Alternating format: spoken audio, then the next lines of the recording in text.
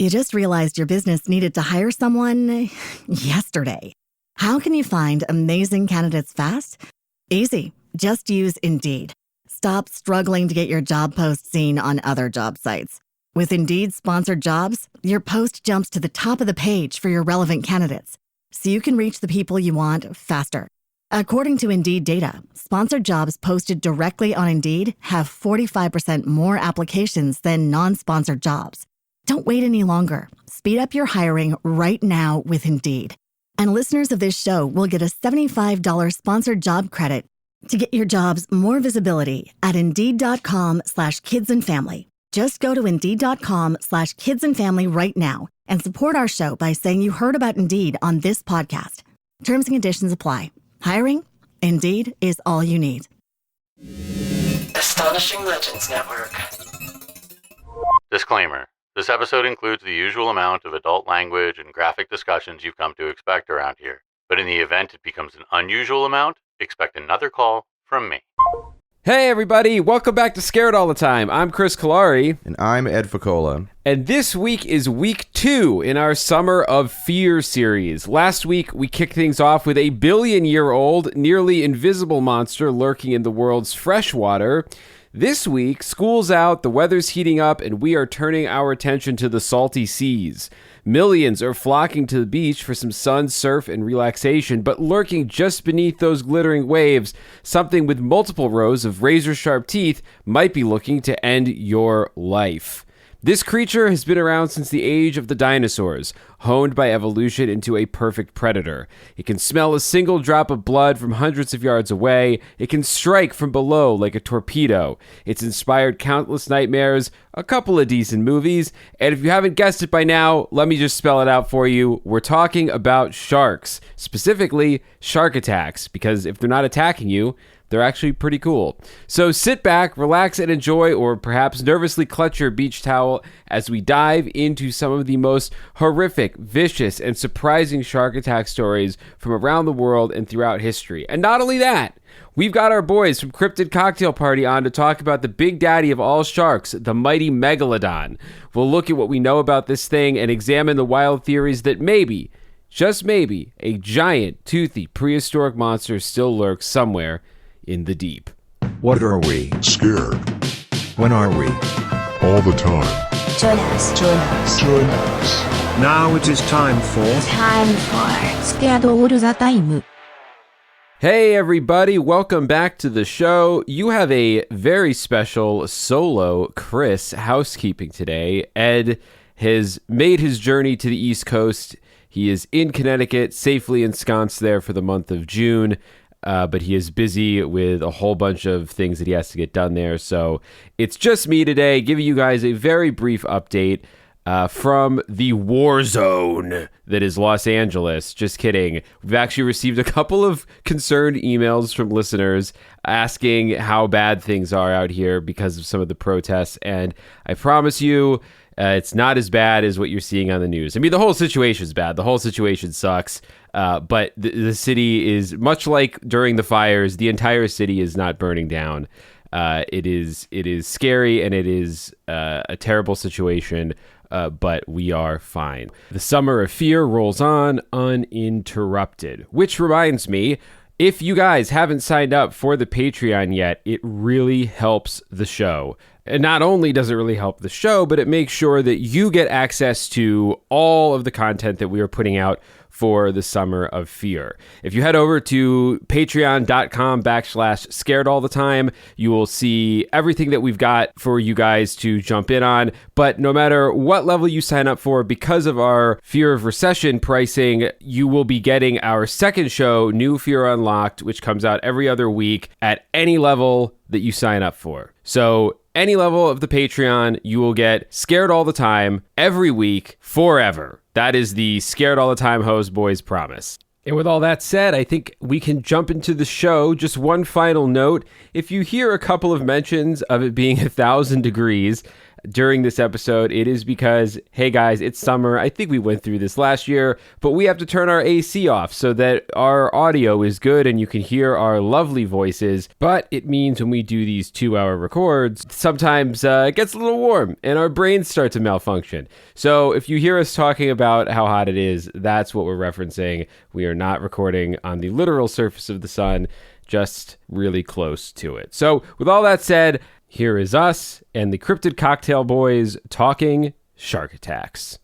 All right, before we get started with all the flesh eating and ripping and tearing and screaming, let me introduce the other victims in the water with us today. We've got Dave and Sarge from Cryptid Cocktail Party. What's up, guys? How are you doing? I'm doing good. How are you, man? I am erect. I am so excited. Hell yeah, dude. So good. That's how we like to start our episodes. Just nice and beefed up. Bricked up. Just very family friendly. If you lay in a tub right now, that's the shark fin, dude.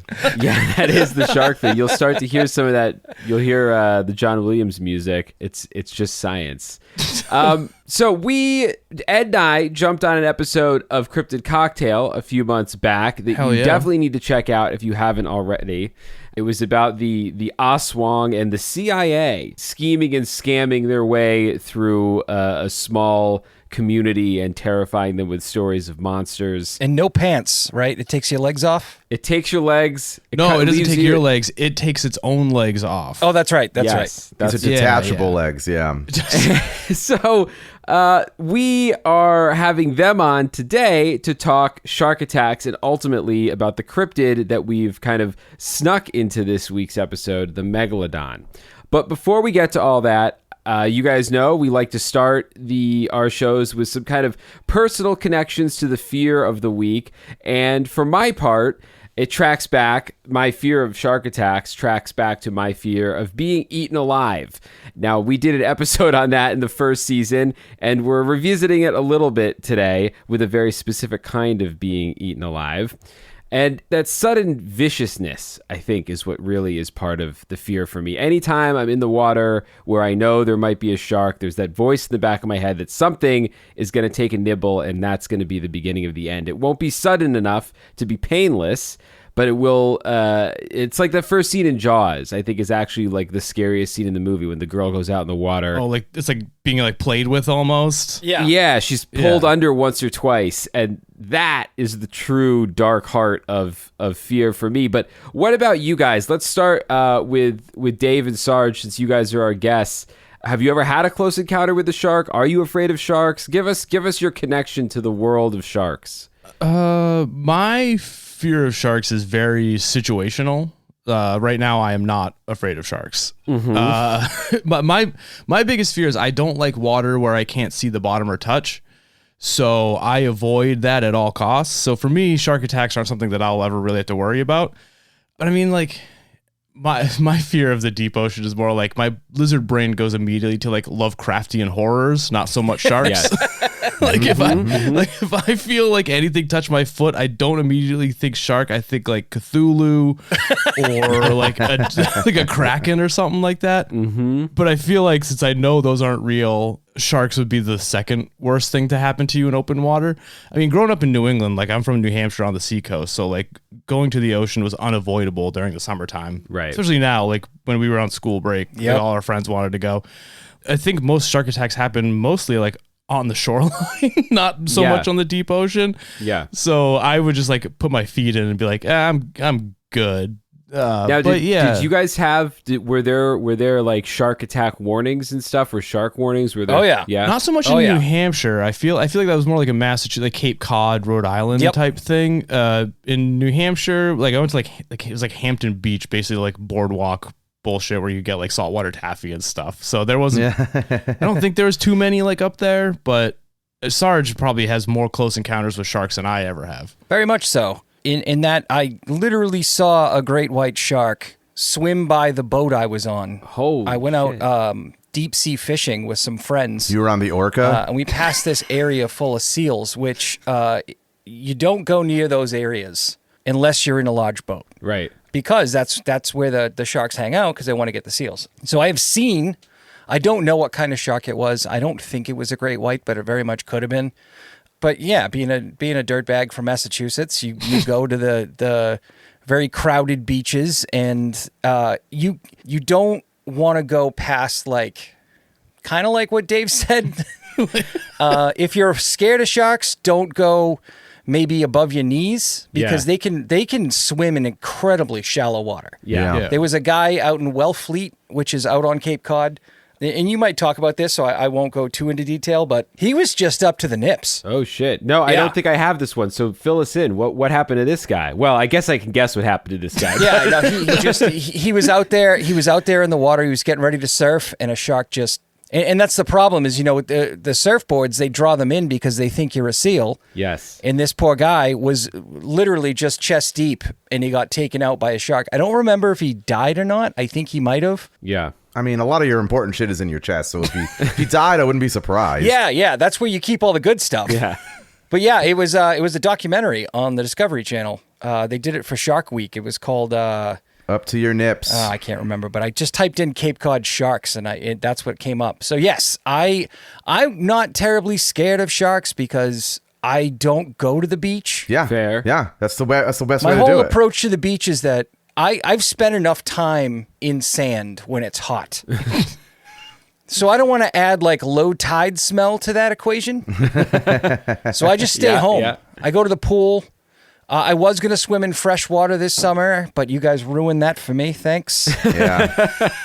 I hate it. We ruined it for ourselves with the brain-eating amoeba episode, for sure. Yeah, we used to be so arrogant up here. We're like, only Southerners are going to die from that. And then they were like, climate change. And I was like, well, you know what? Good thing they can't swim in chlorine. Yeah. I will say, I don't know, Ed, we'll come to you for the shark thing too, but I mean, I feel like I actually, even though I knew there wouldn't be a shark in a pool, I think I also did sort of sometimes have a concern that in the deep water, like Dave was talking about, when you can't touch the bottom, I'm right there with you. Something could still get me.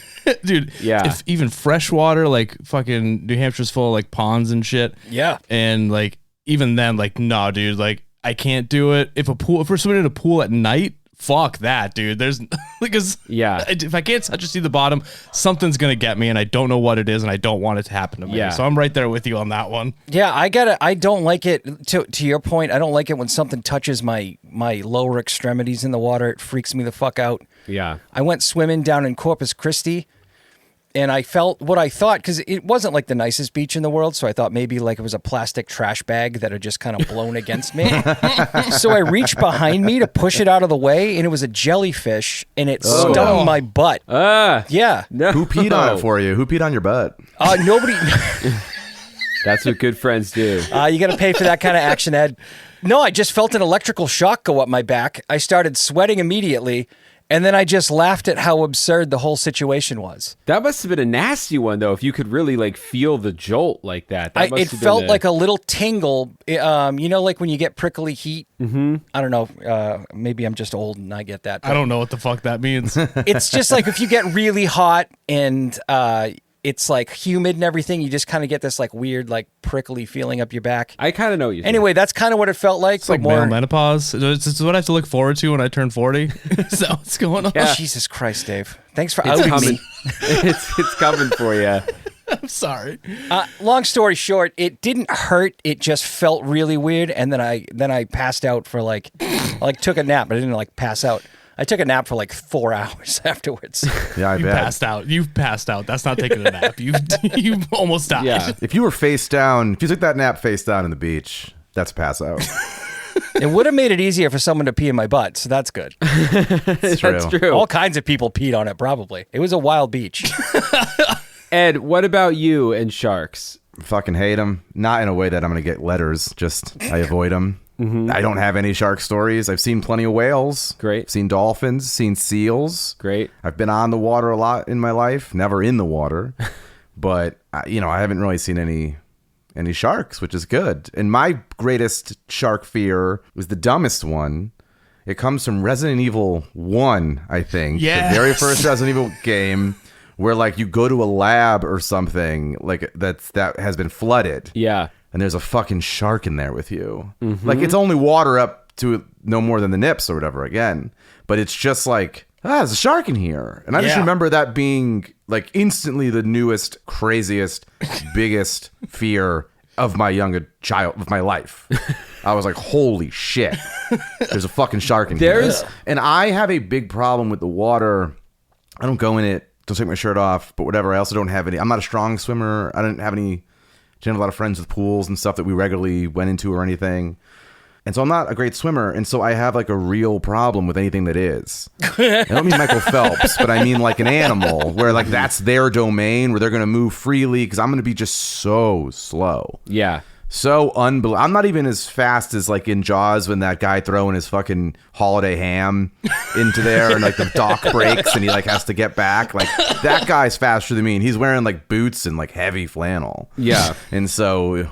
yeah, I just don't want to be in there with anything that can like whip and zip and get ferocious. Yeah, for sure. Oh, going in the water with flippers? Fuck that, dude. That's like you're asking for it. Jesus, but yeah, it's definitely something you shouldn't wear. You shouldn't make yourself like more fish-like. If you look at yourself in the mirror, if you try something on and look yourself in the mirror and you're like, I look more like prey. Yeah.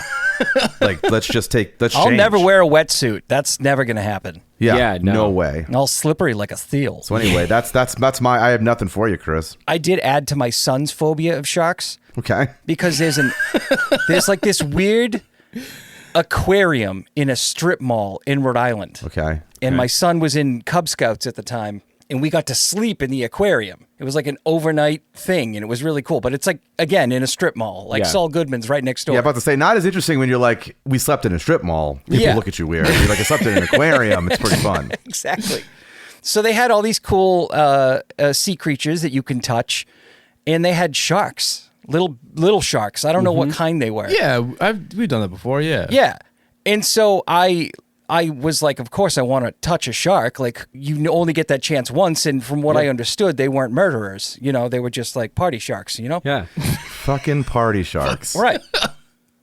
So I'm touching this thing and I'm like, oh, buddy, it looks like sandpaper. And I look over and my son's freaking the fuck out in the corner. I'm like, no, these are safe. They're not going to bite. Yeah. Just as I said that, one of the sharks just went straight up in the air and flopped back down in the water. And so we had to sleep on the other side of the mall that night. So it like breached? Terrifying. Also, it's an animal. Yeah. Unless someone took its teeth out, or it's like a shark that has no teeth. I don't know how you can definitively say it's not going to bite. It's a fucking animal. It doesn't. You did not have a discussion about this before. Well, the people who work in the aquarium. They're like little sand sharks. Yeah, the people who work in the aquarium said that he doesn't. That they don't bite. I don't think they have teeth. They just have like sandpaper, whatever, in their mouth. Okay. Yeah. The high schooler that works at the strip mall aquarium. Yeah. It's like, don't fucking worry about it, dude. Kid just did 10 whippets in the bathroom, and he's like, I don't know, man. It probably doesn't bite. We all stick our hands in there. No one's ever gotten bit. It's fine. Yeah. The aquarium between the H&R Block and the Chinese food buffet. It's the safest one. The lawyer down at the end just stares in the window waiting for his next lawsuit. Yeah. Well, according to an article I found in Psychology Today, 51% of Americans admit that they are scared of sharks, and 38% of Americans claim they are so terrified of being attacked that they won't even go in the water. Thanks, Spielberg. Seems high to me. Did you say 58 or 51%? 51% are scared of sharks, and 38% are so scared they won't go in the water. So the other 49% are just fucking liars then. I guess, yeah. Because, like, I'm not petrified enough that it would keep me out of the water, but I'm fucking scared of sharks. Yeah. Like, what kind of moron is like, no, that's probably fine. Well, I think your idea, the way you're I think that's why Shark Week presumably exists. I think it's supposed to be like trying to undo what Jaws did, where like people are allowed to, like, whole nations are allowed to make like shark fin soup and stuff. Yeah. And people are like, yeah, don't worry about it. Fuck those murderers. And we're like, no, they're cool and it's good for the ecosystem and it's good for coral reefs and stuff. Like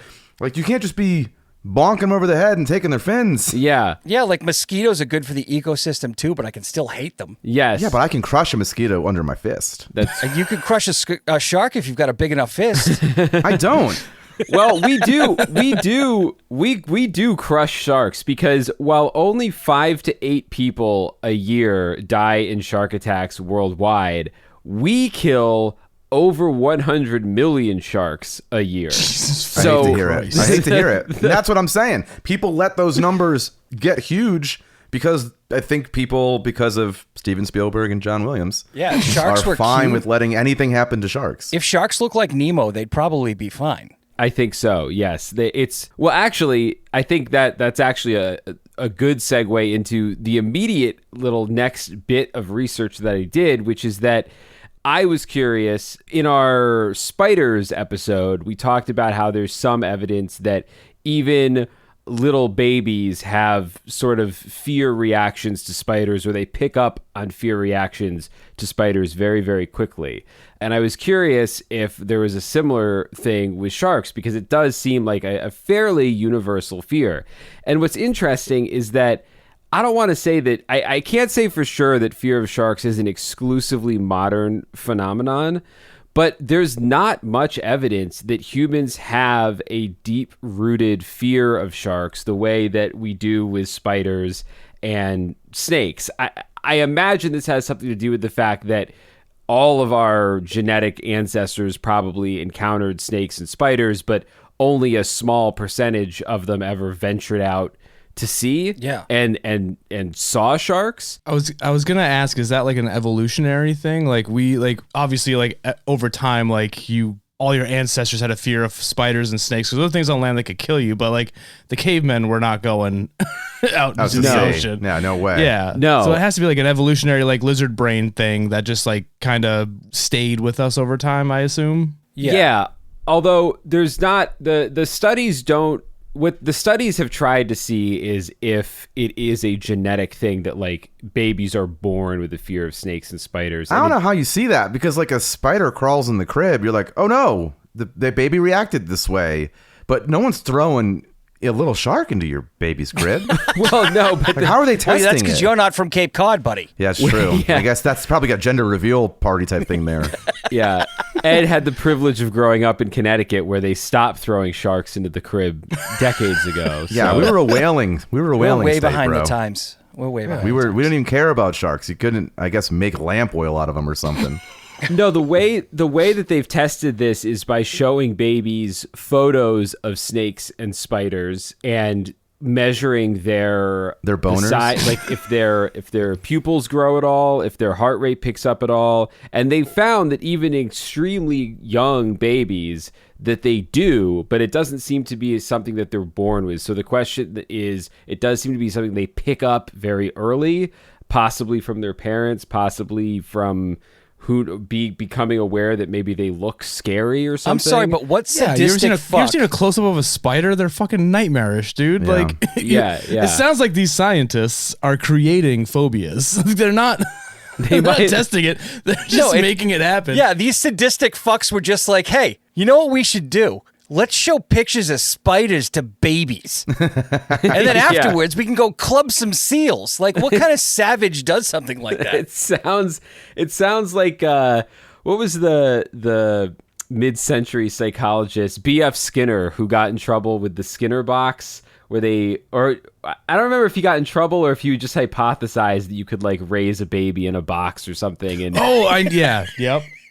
These are the same people who cut the head off a turkey to see if turkeys were still aroused by just a female turkey's head. All right, let's get. Wait, was that real? Did that happen? Yeah, that's a real thing. I actually did a TikTok video on it. They wanted to see at what point the turkey stopped trying to have sex with a dead turkey.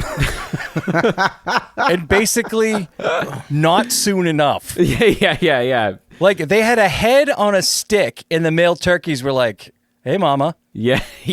So gross. It does seem like these are two experiments that I feel like were completely showing baby spiders and seeing how long the turkey. They both seem like two things Doge didn't touch. Yeah, or wouldn't. This seems like a good use of money. Those are two Keep things it that going. get Elon Musk aroused. He's gonna put a baby in someone, and then show it spiders. Well, we can't remove funding from anything that are core tenant beliefs of mine. Psychology Today's hypothesis is that possibly because of their exceptional skill at detecting and ambushing prey, sharks are often considered intelligent, cold-blooded, and even vengeful, which are all characteristics embodied by the rogue shark in Jaws, which echoes to some extent the portrait of the great white whale Moby Dick in Herman Melville's book Moby Dick. The dislike of cold eyes, scary jaws, and a proclivity for ambush is what we find echoes in arachnophobia, the fear of spiders, and the idea that, there is a fear response in the brain to these particular types of characteristics because humans have evolutionary pressures that predispose them to fear these things. Even if in the case of something like a shark, the predator does not normally target humans. Now, the next thing that Psychology Today suggests kind of touches on something that we all talked about when we were talking about our personal fears around this, is that there's the fact that sharks sometimes, quote, make a habit of feeding in the shallower waters that constitute humans' boundary zone with the ocean. Such areas, according to the anthropologist Frederick Barth, are defined by the alien transgressions that occur there, like someone peeing on your butt if you get stung by a jellyfish. That's just a good Friday night. That's true. I've got it scheduled later. In this kind of liminal zone, a human group typically claims the area as their own in opposition to different ethnicities or species seen as hostile, as invading, encroaching, lurking, or stalking to the detriment of the group concerned, which I think is a very highfalutin anthropologist way of saying that when you go in the ocean and something brushes against your foot, you immediately have a "this is my enemy" reaction to it, because we don't know we don't know what's going to be down there. So this is either my enemy or a trash bag. Yes. But also, that's pretty bold to think that you're going into another animal's basically house and something touches you and you're like, oh, that's my enemy. Yeah. Yeah. There's nothing more human than that, really. Yeah, that's true. Yeah, that's that. I think I might have talked about it on Being Eaten Alive episode or whatever, because we talked about Indianapolis and stuff on that. But there's an old Kids in the Hall sketch about like an innkeeper or whatever in a town where it's known for shark attacks or whatever. And every time someone brings up another person who's died there, the townspeople are always like, oh, it's a shark being a shark. It's a shark being a shark. Like, no one's actually like, they're like, you think it's going to be like, oh, we have to hunt it and kill this shark that keeps killing people. It's like, nah, man. Yeah. Shouldn't even be there. That's exactly right. Like, we're going into their area and we're like, oh, that's my enemy. Like, no, it's just a shark being a shark. Like, they're just doing their shit. We went into their home. Like, why are we so mad at them? Because of the little Kittner boy. That's why. We have to get revenge. From Jaws. Yeah, I think that's why I'm not scared of sharks as much. Like, I'm scared of them, but I'm not like, terrified of them because I can walk away. That shark can't get me on land. Mm-hmm. Yeah, but by the time you realize there's a shark there, I feel like it's too late. You're done. Like, anyone who breaks into my house and sees me with a gun, it's too fucking late. You know what I mean? So this shark has a gun. No, what you do is you grab like a little fat kid, right? And you throw it towards the shark and then run. That's what they teach you in elementary school. Yeah. I don't know where you're going to get a fat kid on short notice. This is Massachusetts. They're everywhere. They're like squirrels. That's true. I was just going to say, if you're really that concerned about a shark in the ocean, it's kind of like what people say about cyberbullying, which is just get off the internet. Yeah, exactly. Don't go in the water. You'll be fine. The sharks won't bully you. And here's the thing, guys. I was that fat kid, and that's why I'm such a strong swimmer now. There you go. Yeah, you were like, I'm going to get tossed towards a shark. I got to be able to outrun it. Ed and I never quite figured out that swimming ability. No, it's not good. Fuck it. I'm never going in there. It's stupid, and I hate it. I agree with that. That's the spirit.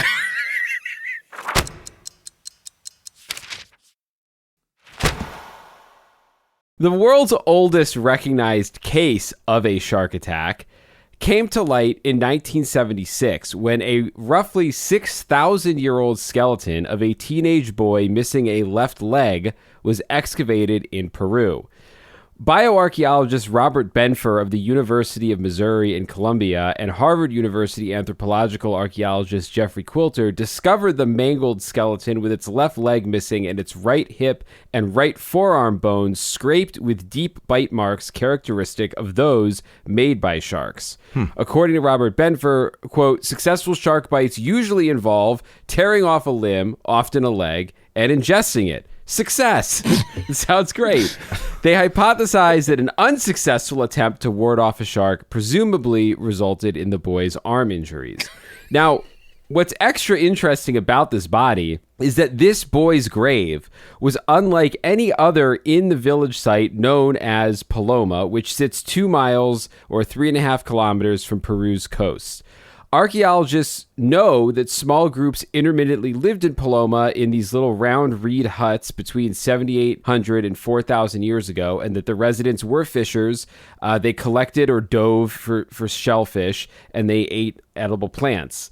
The site includes 201 human graves, the majority of which were dug beneath or just outside of the reed huts, which, as a side note, I hope they pretty quickly figured out not to dig the grave beneath the hut where you live, because I feel like at best that's going to smell at some point. You're just inviting a haunting at that point. Yeah, exactly. Everyone's just sleeping in the home where they buried their loved ones.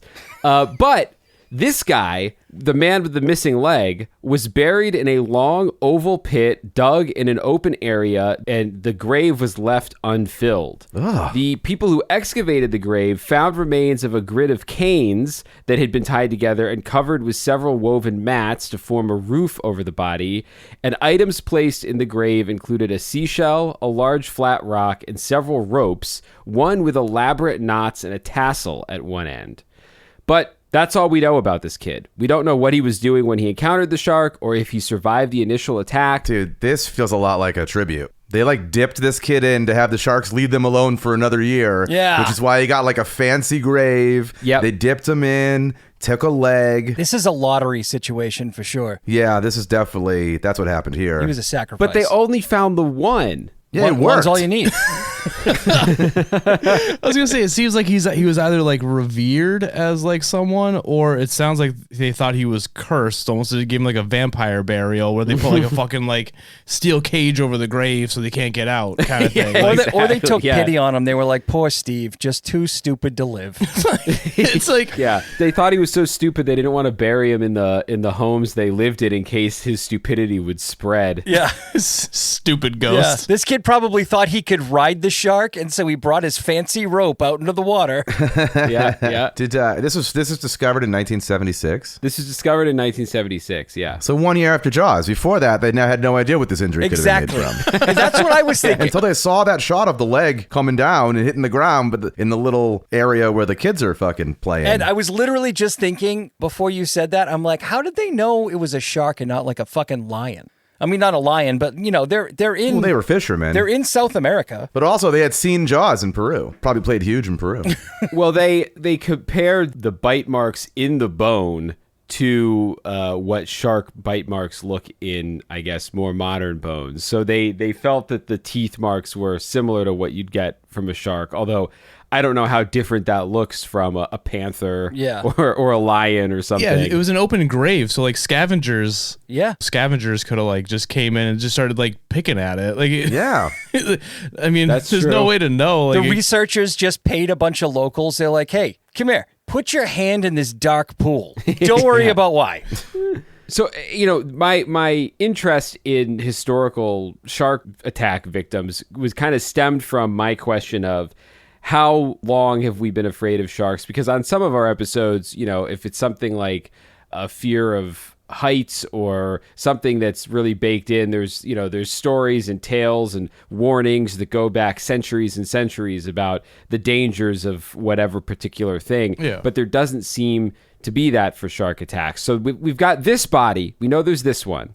And we know of at least one other very, very old shark attack victim that was discovered in June 2021 when researchers announced they had good evidence that severe injuries found on the remains of a 3,000-year-old Japanese man could have been caused by a shark attack. Jesus. Now, the article here is from Fox News, which I know is not always the most reliable for all news, but I think they're probably fair enough when it comes to shark biology history, shark attack biology. Especially immigrant sharks like this one.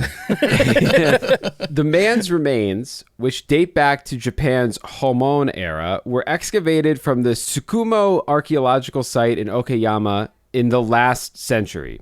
His body, when they excavated it, was noticeably missing a leg, and a hand was riddled with deep serrated cuts.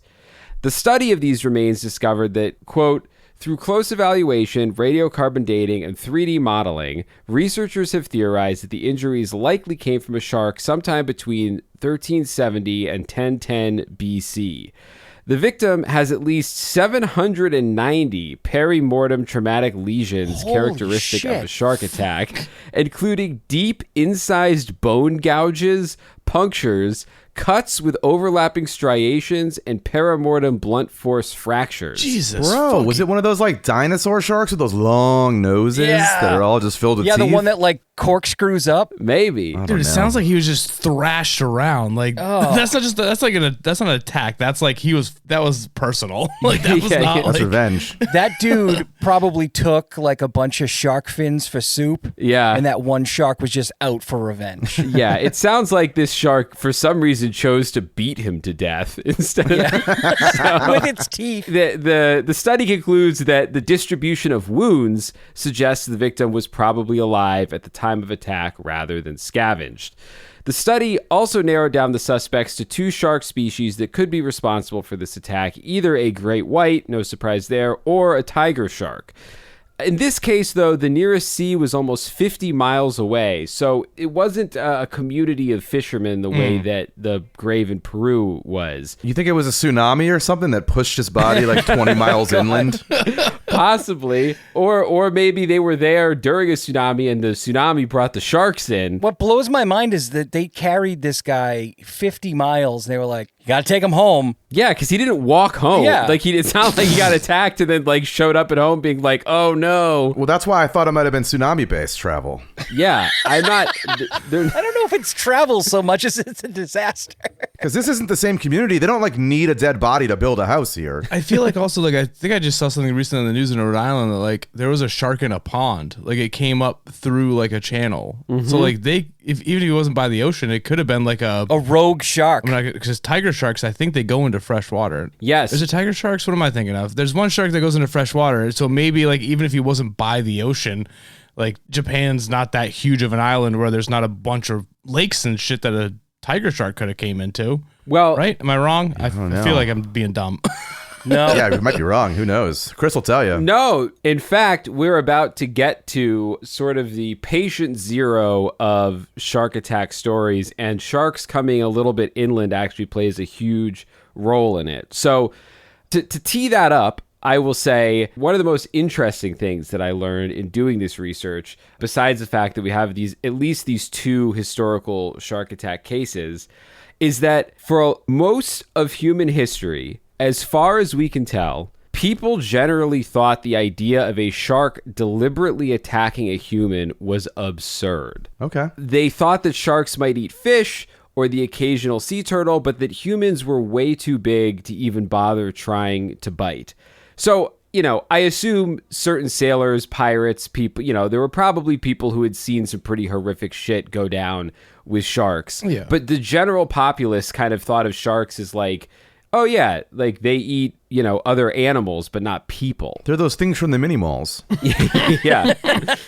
But all of that changed one fateful summer. 1916, the Jersey Shore, where everything good happens. This was when the world, or at least the American public, got a rude awakening that sharks can and will attack people, and it kicked off a nationwide panic. So the summer was already off to a historically bad start. There was a really brutal heat wave and a polio epidemic that was pushing people out of the cities and towards the recently built seaside resorts of New Jersey. And World War I was in full swing. Yes. Yeah. Thank God the Germans didn't hear about this. They would have had fucking shark enforcements or whatever. It killed how many people? We got to get a bunch of sharks on the field. We need a shark zeppelin. I also learned, as a quick aside here, that ocean swimming was relatively a very new pastime in 1916. For most of the 1800s, people didn't really swim in the ocean. They bathed. They were fully dressed. They held onto ropes. They might just dip their toes in because they were worried that there might be, diseases, bacteria in the water. Swimming, especially for women, was considered dangerous, indecent, or downright immoral. That's why they're called bathing suits, not swimsuits, until much later, I imagine. Well, that started to shift in the early 1900s thanks to I went down a whole bunch of different rabbit holes because I had no idea that like going to the beach was like a new thing. I just thought that's something people did. Part of it was bathing suits. There was a woman named Annette Kellerman who decided that the wool dresses that women usually wore to the beach were kind of like drowning prone. Heavy, wet wool. Yeah. Yeah. It's nice to know that human beings have always been fucking morons. Yes. Yes. But she helped normalize the idea of like a sleeker swimsuit. But the real shift in people's attitudes towards swimming was the 1904 General Slocum disaster, which have you guys ever heard of this? No. I don't know any of those words. I have to imagine it was like some kind of ship that sank, right? Yes, it was a steamboat that caught fire while out in the water. And even though they were fully in sight of the shore, hundreds of women and children refused to jump into the water because they didn't know how to swim. And they were certain that they'd drown. And so then they did drown because they sank on the boat. But they didn't try to get away from the on fire and sinking boat. Wow. We are the dumbest creatures on this planet. Like even a dog and a horse knows that they can just like swim. Yeah. Like they naturally just know how to swim. Yeah. We're like, I don't know what to do with my arms. Yeah. But that tragedy, along with the fact that thousands of other people drowned every year, kind of spurred a nationwide push for swimming education. And before you knew it, people could swim, and that combined with all these other cultural shifts kind of pushed people to the beach. So here we are in 1916, and at the Jersey Shore between July 1st and July 12th, 5 people were attacked by either the same shark or multiple sharks. We still don't know. And only one survived. So according to an article I found on Britannica.com, the first incident occurred on July 1st at the resort town of Beach Haven, where a 25-year-old Philadelphia man named Charles Van Sant was out for an early evening swim with his dog. Okay. Moments later, people on the beach heard him screaming, and they thought he was calling to the dog, apparently. Very desperate calling. But in reality, a shark had clamped onto his legs. Van Sant was pulled to shore by a lifeguard and another bystander, and reportedly the shark followed them right up to the surf line, unwilling to let go of this guy's legs. Oh, the shark was still holding on as they were doing this? Yeah, they got How him did on they the even beach. get him? Was he right on the shore? Like, how did they? Because no, I don't see fucking Baywatch jumping in there and having any ability to pull against a shark. The two guys, it sounds like, jumped in, like he was close. I don't know if he was nips down or how shallow the water was, but they got in the water. They pulled him up with the shark hanging on. And when they got him up onto the beach, his left thigh had been completely stripped of the flesh. Yeah. And he bled out on the floor of a hotel minutes later. Oh, if I owned that hotel, I'm like, you couldn't let him bleed out there? Right. And he's going to stain the wood, the fucking rugs. You got to bring him inside. They probably just threw him one of those long woolen dresses to pull him in. Yeah. But the article I found notes that it was a gruesome and baffling death. I'm sure especially for Charles, because of all the ways people from Philly can die, I don't think shark attack is high on that list. As someone who lives in Philly, I can confirm this is probably the stupidest way that you could die if you're from Philly. Yeah. And really being like the first, as far as most people in the world knew, he was the first guy to ever die from a shark attack. At the time, sharks were considered so harmless that even in the face of people saying that the shark held on when they were pulling him up the beach, experts sought other explanations. One newspaper suggested that it must have been a sea turtle because there's no way it would have been a shark. Both legs, though? Both legs? Those sea turtles and sharks look so similar. Yeah, that doesn't sound That's anti-sea turtle people were writing those articles. Or someone was like, "Oh, it clamped on and like pushed him into land. It helped him get brought to land. Yeah, it was saving him." Like those dolphin stories you hear about where they bring them back. Yeah. But like a sea turtle can't clamp down on both legs. That's insane. First of all, No. I just want to know what the shark was doing. Like the shark was just like, I'm gonna hold on, and then because clearly a shark could just easily bite down and just tear the legs off. Like he was fucking with that guy, right? Like he was being pulled to shore, and he's like, I'm just gonna lightly hold on to your legs as you're being pulled to shore, and then That seems real fucking with, yeah. Yeah. The shark's like, hey, I'm eating here. What are you doing? I'm not done. Whatever this shark was up to, I mean, it's likely that if this was one shark, that there was something wrong with the shark, because it attacked multiple people over the course of a few days. I hope it used that same stupid move every time, like a clamp and hold, just like a clamp and then like go limp. Yeah. Just like fucking, yeah, drive me back to the beach. I love this. I kind of love the idea that it's the same shark. He's just really hungry. Yeah. The New York Times was one of the only papers to cautiously write that this guy had been, well, they said, quote, bitten by a fish, presumably a shark. But even the idea of a man-eater shark at the time seemed really far-fetched.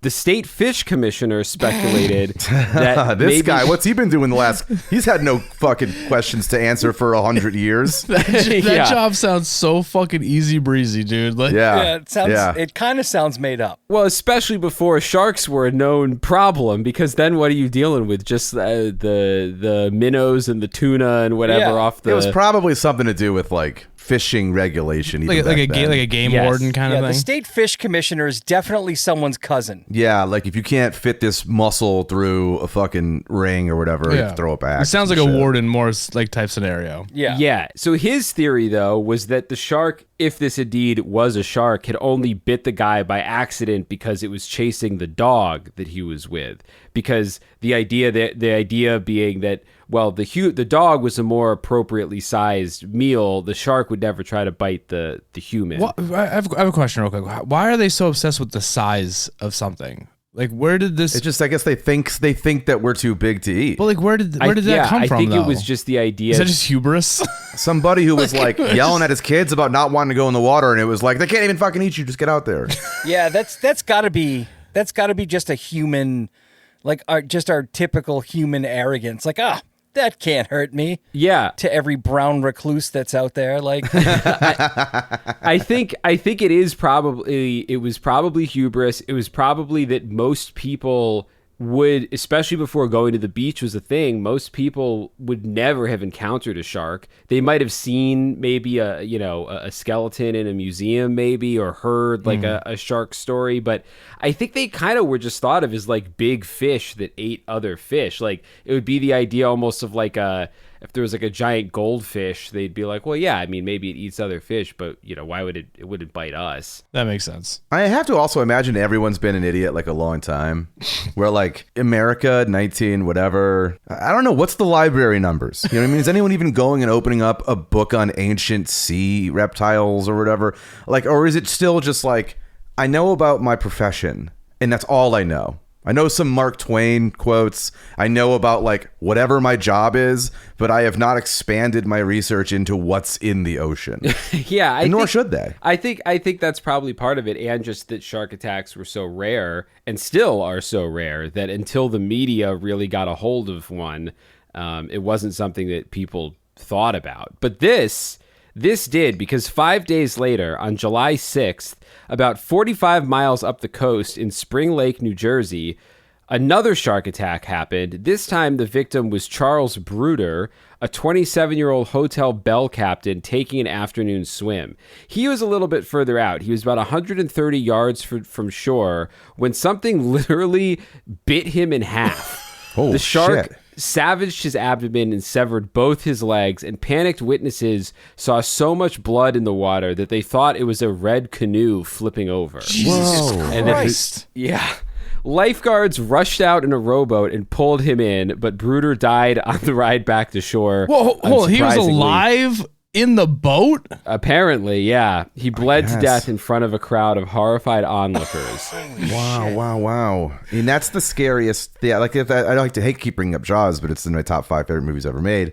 But just that, like, the shark quietly rolling over as it, like, eats the yellow fucking, life raft thing on the kids on or whatever. It's just like, that's what I imagine, but red. Well, Quint even tells a story in Jaws of a guy getting eaten in half when his ship got sunk. Yeah. He like tried to wake up his friend, found out like half of him was missing.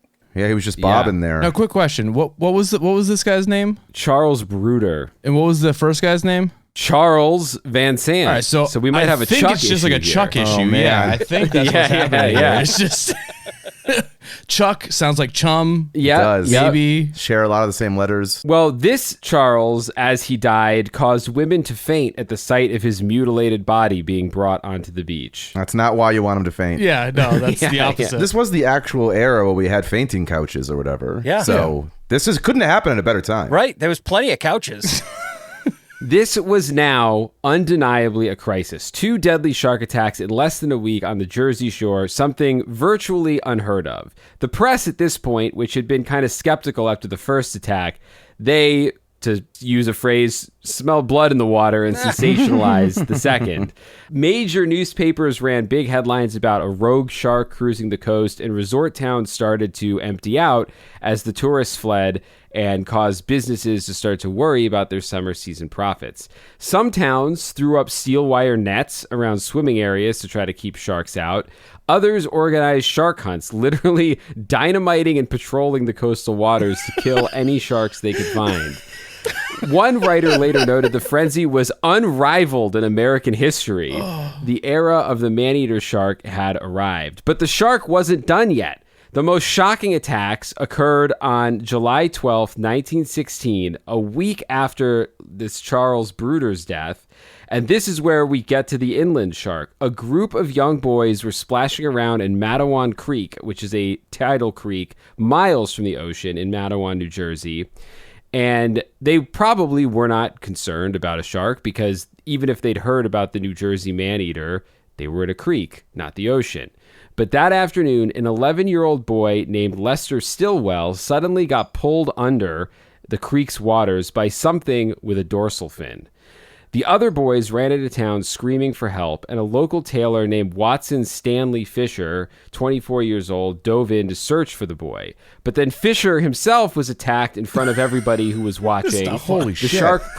I'm sorry, I'm laughing. It's not funny. I'm learning a lot about myself right now, but that's the fact his name is Fisher and he got eaten by a shark. That's pretty funny. I think we found the fat kid.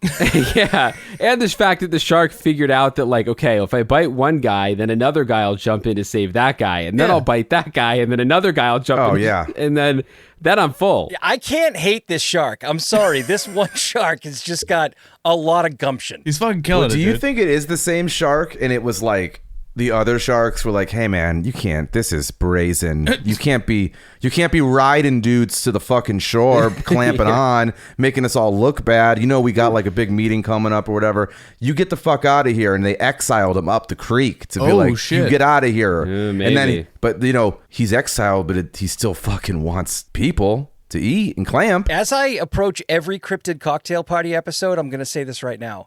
I don't care if it's true. I want it to be true. Yeah, that's what happened. Yeah. Yep. The Shark Tribunal spoke.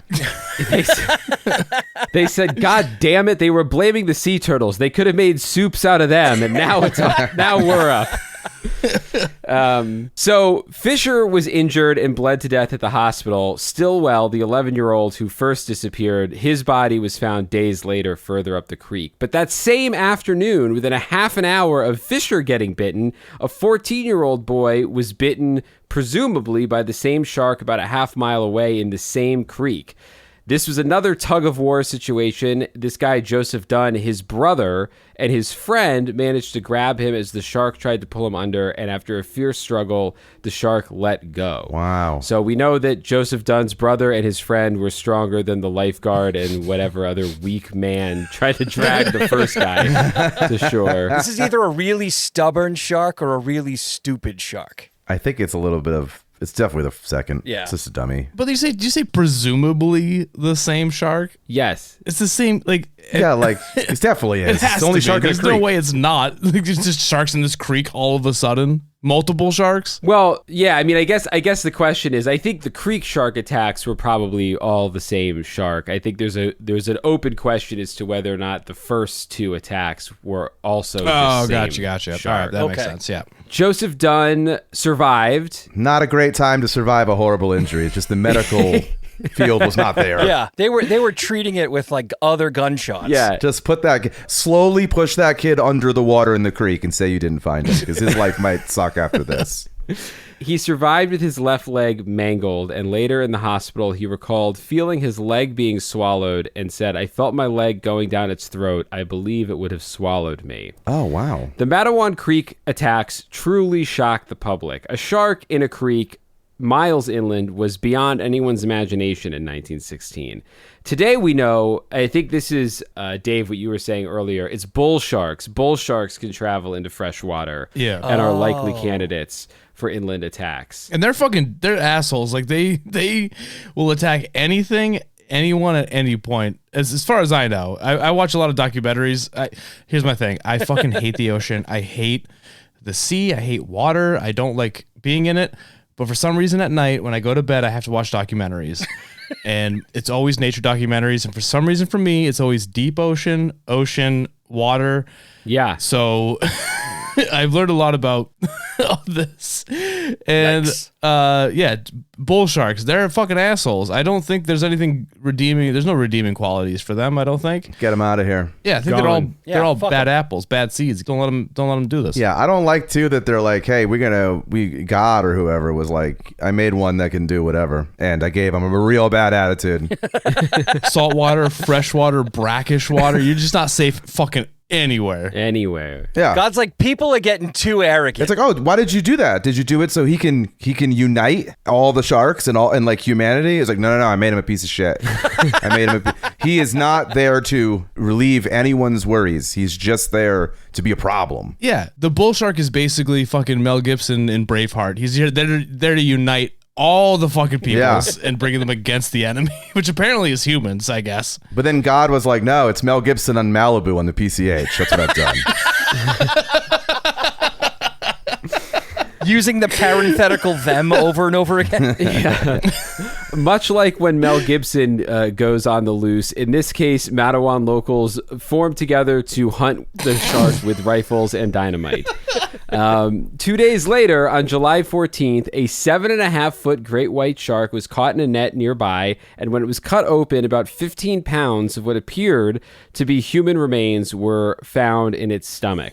Wow. Many people rightly assumed this was the man-eater and that the nightmare was finally over. Yeah. Modern experts still debate whether all 5 attacks were the work of one great white or perhaps a bull shark or multiple sharks. I think those modern experts are just being contrarians. They're like, we don't know for sure. 15 pounds of people? Yeah, we're pretty confident.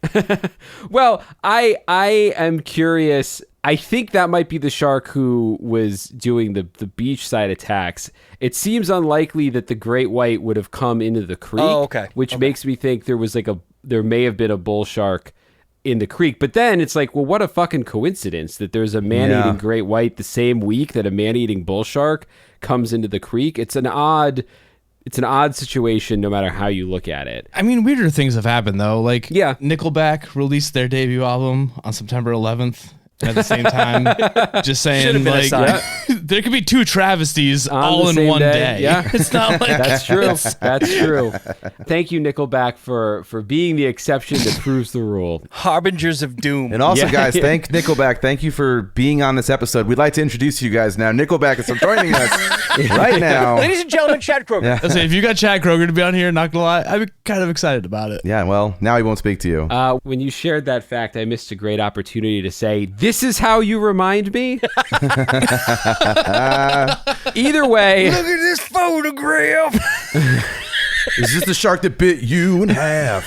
And it was like, I was just thinking he's holding up the Twin Towers, but that's actually better. yeah. Because in this version, he's an investigator.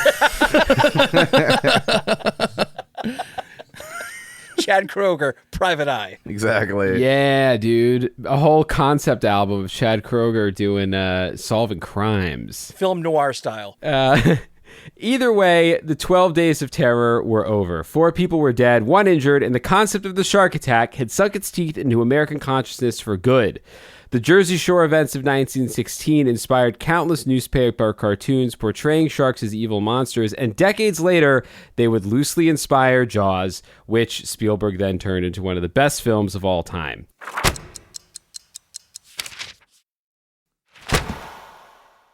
Essentially, 1916 gave sharks a reputation they've never quite been able to shake. But while it was these attacks that called attention to the fact that sharks actually will attack and eat people, it wasn't until World War II that our cultural fear of sharks really ramped up. Now, we covered the USS Indianapolis in our Eaten Alive episode, so we're not going to be covering the USS Indianapolis Fuck, here. I love that story so much, though. It's a better speech than a story. Can I just read Quint's monologue from it instead? That's what I'm saying. I know, Better monologue right? than a story. Yeah.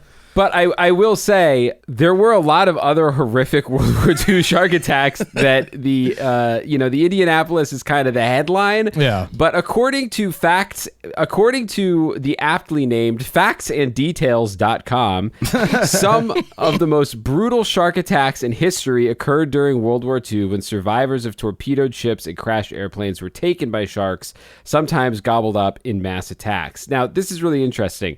A 1944 survey conducted by the Coordinator of Research and Development, U.S. Navy Emergency Rescue Equipment Section, explains that prior to December 14th, 1942, the Navy considered sharks an insignificant danger to personnel. Available records revealed that, quote, only 2 or perhaps 3 of authentic instances of shark bite ever occurred in the Navy's records. In addition, existing information suggested that sharks were wary of strange objects and would likely be driven away by loud commotions like explosions, which typically accompanied wartime events where men were thrown into the sea. Well, we have some hands up here, Chris. I'm sorry, Chris. I can't help that I know this, but I do know this. The Navy tried to invent shark repellent during World War II because of this. Like the one that Batman has in a little can? So I wanted to make sure I had it right. It's called Shark Chaser. And it was basically made of copper acetate and nigrosine dye. It's designed to smell like dying shark carcasses. Oh, no shit. That's smart. Yeah. It was believed to be about 70% effective. 30% of these sharks are the ones that wanted to fuck the dead shark. 30% of sharks that aren't repelled by it are from fucking Atlantic City. Yeah. I appreciate the Navy scientists, but if someone hands me a bottle of shark repellent, the last thing I want to hear is that it's 70% effective. I want that number a lot higher when I'm treading water outside the torpedoed ship. It's like, And they're also like, don't get it wet. And you're like, what? Then its effectiveness goes down to 1%. It's like that Anchorman thing. Like 70% of the time works every time. Every time. I also should say, I don't know. I love that this article notes that prior to December 14th, 1942, the Navy considered sharks an insignificant danger to personnel and has no mention of what happened on December 15th, 1942. That clearly changed their mind. Maybe that was the Indianapolis? I don't know. Well, to be fair, they didn't know about that shit until they were lost at sea for like 5 days? They were gone for a while, yeah. Yeah, it was a minute. But there's somebody has to like come in and like take his glasses off and be like, we've been going about this all wrong, guys. That's what happened on December 15th. Unfortunately for American soldiers, and I'm sure the soldiers of many other countries in World War II, the wartime shark attack cases that constitute part 1 of this survey seem to suggest otherwise. Otherwise being that sharks are not super scared of the loud commotions that tend to accompany men being thrown into the sea. This survey recounts, often in graphic detail, the harrowing experiences of a few soldiers who were attacked by sharks and lived to tell the tale. One such case was that of Lieutenant Arthur George Redding, who survived a plane crash over the South Pacific in May 1943, only to spend the next 16 hours in the water fighting away sharks, first with binoculars, not a great weapon for fighting sharks. Then with Not my first choice. Yeah. Then with his hands and feet. While trying to attract the attention of planes flying overhead, the crash's other survivor, aviation radio man first class Everett Hardin Almond, felt something bite his foot. Lieutenant Redding recounted that soon after there were more than 5 sharks around and blood all around us. Realizing the wound was severe, Almond heroically offered his life jacket to Redding, although Redding refused to accept it, and Almond then suffered a subsequent attack and was killed.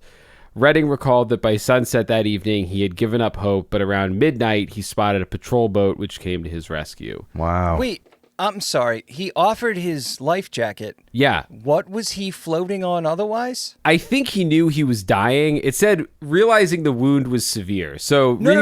I'm talking about the guy he offered it to. Oh, good question. I don't know. I think he's probably just like, hey, you want another life preserver to like even make you more buoyant so you don't have to like Okay. And the guy was like, I'm good, man, either from chivalrous reasons or like that is an unlucky life preserver you have. Yeah. Mine's covered in shark repellent. You're fucked. Yeah. Redding's been sitting on a shark this whole time. He's like, I'm fine. It's like, God damn it. I thought it was a rock. This one's already got a leg in its mouth. It's totally fine. Don Plotz, a Navy sailor, told Peter Benchley. Peter Benchley, for our audience, is the person that wrote the novel Jaws, right? Yeah. Yes, Okay. correct.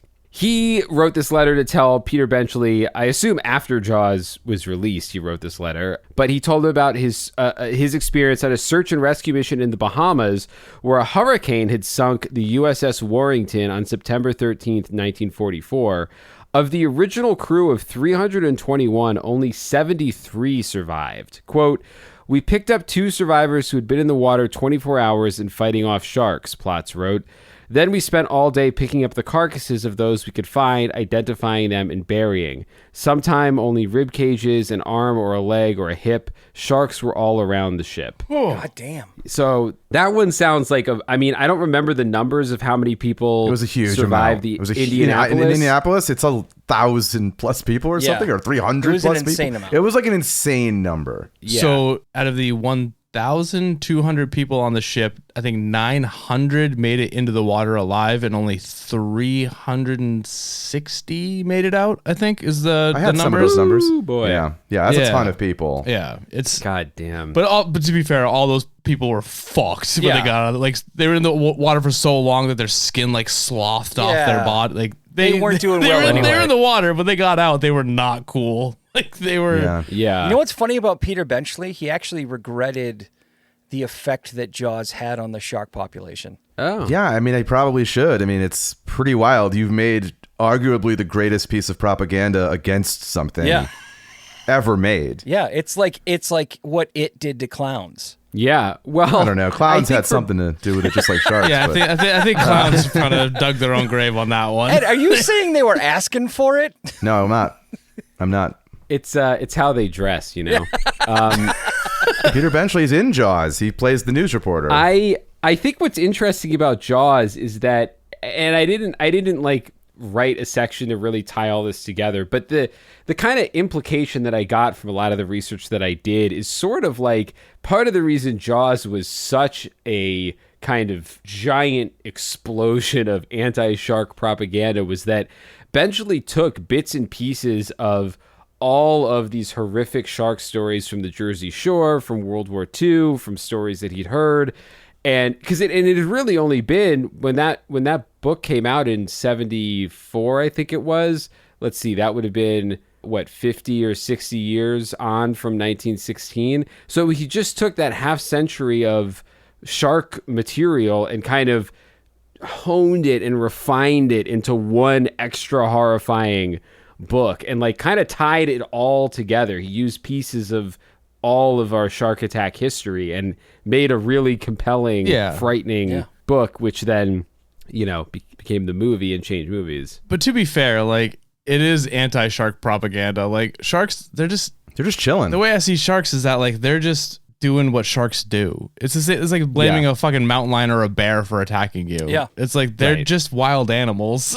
And then Jaws came out. There's no word for human in their society. Yeah. Yeah, they don't know what you are. They weren't worried about us. I also think, we can't let John Williams off the hook here. No, those are the two most dangerous notes ever played. No, he did. He definitely did some damage. Yeah. Because there are people, I think, who probably are so afraid of sharks that they've never even seen or read Jaws, but they know that music. Yeah. And that music might be part of why they are afraid of sharks, even if they have no other context. If I'm scared in the water, I hear that music. Yep. On every single time. Even if I'm in a pool or something. But horror, you write horror movies. If you're ever scared at a horror movie, just turn the fucking sound off. Yeah, there's a famous story that when John Carpenter screened his first cut of Halloween for executives, he hadn't composed the music yet.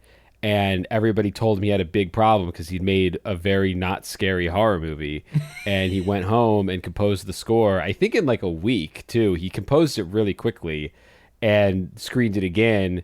And everybody completely changed their mind. So, music definitely has a big effect on how scary something is. Yeah, but now with like digital shit, now they're just putting like ominous tones that you can't hear audibly, but your fucking brain recognizes it. Yeah, imperceptible sound. Now you don't even need a soundtrack. You could just put like a weird low hum underneath it, and everyone's getting fucking weird. They're just throwing the brown note in there. And the difference between like a modern horror film, and I wouldn't say that Jaws is a horror film, but it is in a lot of ways, but there is no version where if someone decides to fight back against Jason or Freddy or something, do you get something as epic as like, we're building the shark cage, we're taking out all the dope shit. That music John Williams does for sure. is like, if I am afraid of the sharks in the water and I hear the dun dun dun dun, if I need to like get after something, I can just as equally hear that triumphant music, dun, dun, whatever, and they're out in the boat and they're getting it all ready. Yeah. And you're like, I can die tonight, and I think I might, so I'm hearing this part. But if I think I'm going to survive, I'm hearing that other music. And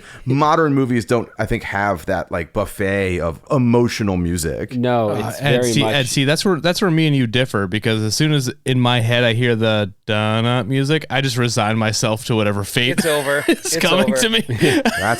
But then when you hear the splash of the fat kid go in Exactly. the water, then you hear that other music of like, we got a chance. Swells. Yeah.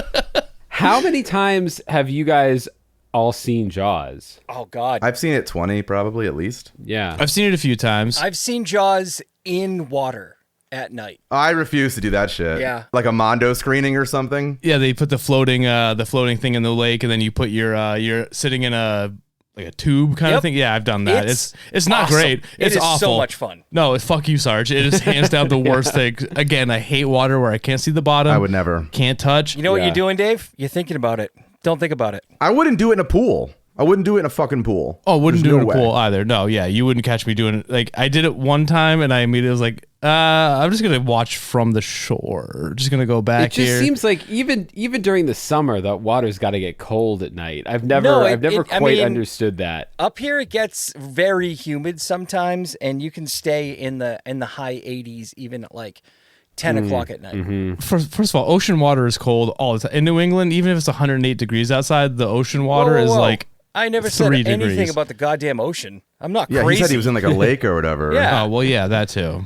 The Pacific Ocean's like way cold. I remember the first time and only time I went into it here, I was like, I thought you'd be warmer because it's like warm here all the time, but it was super cold. Yeah. It's not great. Which just goes to show you oceans are dicks no matter where you are. Exactly. The ocean's just a nightmare all around. Yeah. It's all bad.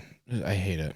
As a final real-world shark attack, I've got one more to touch on, and I think it happens to be one of the most dramatic shark attacks ever witnessed. According to The Guardian, on January 12th, 2010, a 37-year-old man named Lloyd Skinner was cooling off in the water at Fishhook Beach in Cape Town, South Africa.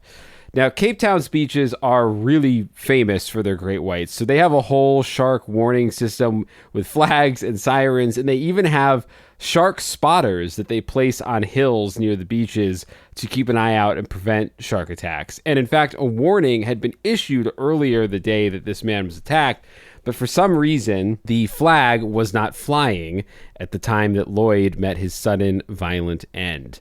He was about chest deep, nip deep in the water, adjusting his goggles, when witnesses saw a, quote, gigantic great white shark approach him like a submarine. In a split second, the shark pulled him under the water, and the people on shore witnessed a live butchering. One woman recalled, quote, it had the man's body in its mouth, and his arm was in the air. Then the sea was full of blood. Another nearby swimmer said he saw, quote, a man's leg come up amid the blood and chaos. Only a pair of goggles and a patch of blood remained when it was over. And despite immediate search efforts, his body was never recovered. The shark fucking erased this man from our planet. Oh my God. Jesus Christ. Hey, just like the Native Americans, the shark used every part of the animal. You have to give him credit for that. Yeah. Mostly to digest, but maybe used it for something else. Picked his teeth with a finger bone. Yeah. I don't know why you describe the shark that way. It's got like, who the fuck is Sunglasses on, and it's like, hey. No, I'm just thinking that's pretty good too. Leather jacket. It's a street shark. Remember street sharks? And I was thinking of what's his name from fucking To the Moon, Alice. Yeah, I know what you're talking about. The honeymooners, yeah. Yeah, Jackie Gleason. Jackie I thought it was just Gleason. Jackie Gleason's voice for some reason. That cartoon shark. Slowly I turn, inch by inch. Yeah. But like, hold on. So when they saw just an arm, do they mean like his whole body was in the mouth of the shark and it was just an arm like I think doing one of those? I think a lot of people saw basically a big splash and various, pieces of him were sticking out of the water and the shark's mouth. But Simultaneously? That's not great. no. It's like when you see two people fighting in a cartoon, and all you see is like an arm come up and then out of like a dust cloud. Yeah. Yeah. All right. Now, correct me if I'm wrong, but you said this in South Africa? Yeah, Cape Town. Is South Africa, though, that's the place where the sharks, like, that's like one of the only places where sharks, like, breach the water to, like, get their kills, I feel like. I think I remember seeing that. So he's lucky that didn't come up from the bottom and just fucking breach. Punch up, yeah. And take him. Yeah. Because that sounds way worse. All of it sounds bad, but that I'd rather be taken without knowing than seeing, like, being in the air. Oh my God, coming down on me. Yeah. Yeah. It's bad enough you're being eaten alive, but then to have some fat ass great white shark just slap you into the water. Yeah. Yeah, I don't want to. I don't want to see it coming. If anything, I don't want to see it coming. I'd rather not know. Yeah, I don't want some shark like free-willing over a wall to get me. Yeah. But that's like I think South Africa. I think where that's the one place where they do it. I don't like that. I'm never going there. Yeah, I mean, that's where you're making the mistake, is you shouldn't go swimming in South Africa. Like, sharks are very well known to be there. Yeah. Oh, you shouldn't just go to South Africa in general. I mean, it's good surfing. South Africa, the water there, at least, I feel like is kind of akin to Australia, where, like, I think a lot of things in the water in South Africa are very, very dangerous. Yeah, the whole environment wants you dead. Yeah. No, it's a paperboy level for sure. Yeah. Yeah, but also everything on land in Australia is trying to kill you. It's all bad. Like, no matter where you are, it's all bad. Shout out our Australian listeners. Invite us anytime. This attack got a lot of media attention, not only because of its brutality, but also because so many people witnessed it from the shore. It was broad daylight, middle of the summer, families were out, and they all watched a man get eaten alive, mere feet from where other people were swimming. Oh my God. But what made this sighting immediately world famous is what one of the witnesses tweeted in real time. Quote, "Holy shit. We just saw a gigantic shark eat what looked like a person. That shark was huge, like dinosaur huge." That came from the POTUS account. I just love that. I just love that no matter where you are, everyone's just live tweeting everything. Like, Yeah. Pretty wild, right? But that tweet made headlines around the world and restarted conversations about the rumored existence of one of the biggest, meanest bastard sharks of all time, the Megalodon.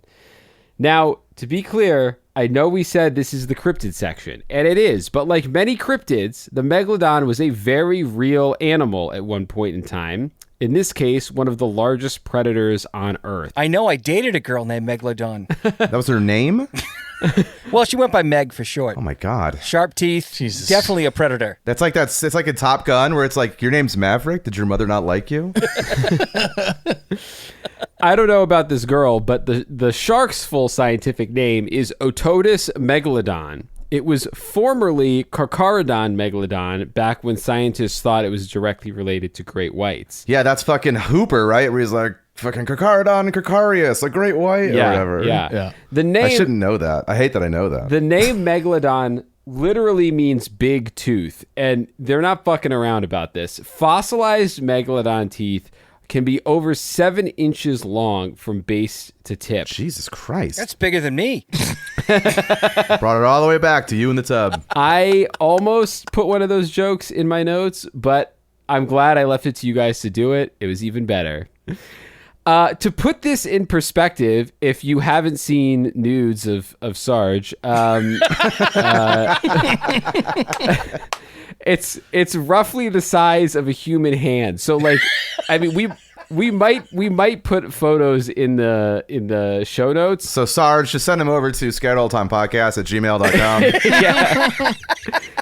Yeah. Basically, just look at your hand. If you're like a normal sized person, if you look at your hand, I have famously small hands, so yeah, I'm 5'5". I don't know if my hands are like normal size at all. nah, man. Did you say nah, man? Nah, man. 5'5's too small. I don't know. I mean, I got little hands, so I don't know. Yeah, I don't know. Look, let me put it this way. If you're a regular sized person, look at your hand. That's a Meg Tooth. If you're a little bit under normal size, if you're, say, 5'5", it might even be bigger than your hand. Fuck. So, that sucks, also, if you say normal size hands, look in your email inbox, because we're about to get a bunch of fucking emails about fucking what's normal. Listen, average, whatever. The point is, that's a tooth, and a great white tooth is more like the size of like a small Dorito. So if you imagine a Dorito in your hand, that's like a great white tooth. And if your hand's only as big as a Dorito, I'm sorry, but Take my small hand; it's the strong one. Ed, when I see you later tonight, we'll break out the Doritos. And I'm not going to be able to pay attention to the rest of this episode. I'm just thinking about Doritos now. I love Doritos. Yeah. Now I'm just thinking about the size of my hands and if they're normal. Yeah. You didn't say average. You said normal, and I don't know what that means, and now I'm going to worry about it. Yeah, I think you should have been saying average. I should have been saying average. But one thing that is not average about the Megalodon is that it could bite through bones like it was chewing through a cracker. Paleontologists have found massive prehistoric whale bones with clear giant shark tooth gouges in them that confirmed Megalodon preyed on these whales and other marine mammals. Unlike modern great whites, which will often bite seals from below and then wait for them to bleed out, Megalodon didn't bother with that kind of finesse. It basically, from what we can tell, seems to often have swum from beneath its prey and it basically like punched a hole through it. God. Just like a lot of the markings they found seem to suggest that it did, particularly with these larger whales and stuff, would brute force just try to bite through as much as possible in one bite. That's because they had one of the most fearsome bites in the history of animals. Modern great white sharks can chomp with around 4,000 pounds of force, which sounds like a lot.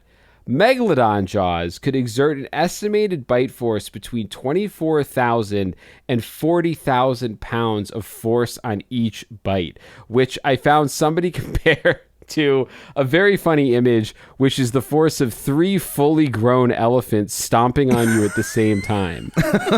Why would there's nothing else they could use? We will literally do anything not to use the metric system. Yeah. Jesus Christ. Add to that a jaw that's about 10 feet wide, and there's no wonder that this thing could really take out pretty much anything that it came across. Would you think there was more than one Megalodon? Of course. I'm just saying, like, Hold on, one seems like a problem. Ed, quick question. Do you mean in general, like back in the day, or do you mean like God, I now? hope that's Yeah. not what you mean. Well, I think now there's definitely the ocean's so big and so deep. There's definitely one chilling, but I just wonder. I mean, I understand like science or whatever. Like you'd probably need at least 2 to keep this going. Yeah. But sharks live a super long time. True. They digest slow. Yeah. And so they're probably full from like punching a few animals to death a long time ago. Well, there's. But I also just feel like if we get 10 of these things, we've lost the globe. Oh yeah, we're done. We're done. To go back to Ed, obviously there was not just one. That's insane. Ed, what shape do you think the planet is? It's fucking Megalodon shaped, bro. That's the answer to everything when they take over. All right, I can get behind but that. to go back to what Ed was saying, I was watching Blue Planet 2 last night because Okay, again I the watched sequel. I watch a lot of documentaries and they do a lot. You'd sleep better if you watched Blue Crush instead. Oh yeah. But there's this thing called the 6-gill shark. It looks fucking stupid as shit. Don't look it up. It's dumb, but it's the only shark that lives like deep ocean, and it only eats one time a year. Like so, Yeah. Ed might have something going on here. This is what the show brings out of me. Like, just something you really got to squint to find a decent idea, but it's in there. Look, the only reason that shark only eats one time a year is because it's got a photo shoot coming up. Yeah, it's true. I'm going to start channeling a 6-gill shark. To be fair, the 6-gill shark only eats once a year because it basically has to scavenge like the ocean floor until like a fucking like sperm whale carcass falls to the bottom. Yeah. So the Megalodon had big teeth, it had a big jaw, and when the teeth are that big, you know what they say. Big shoes. The rest is going to be really big, is what they say. Yeah. For a long time, we thought Megalodon was about 50 to 60 feet long, which is about as long as a school bus, and weighed about 50 tons, which would be about as heavy as a railroad freight car.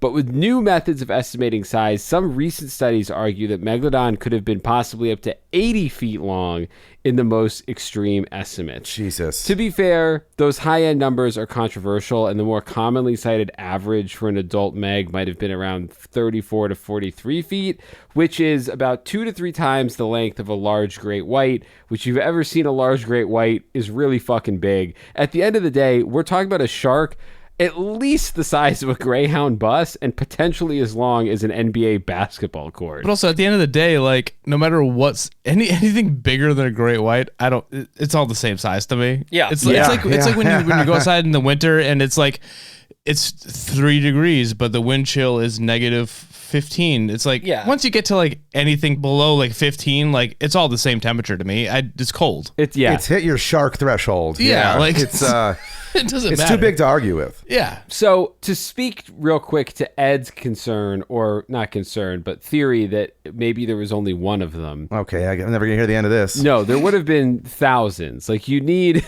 If there were thousands of them, then you needed a fucking asteroid to stop them. Because Yes.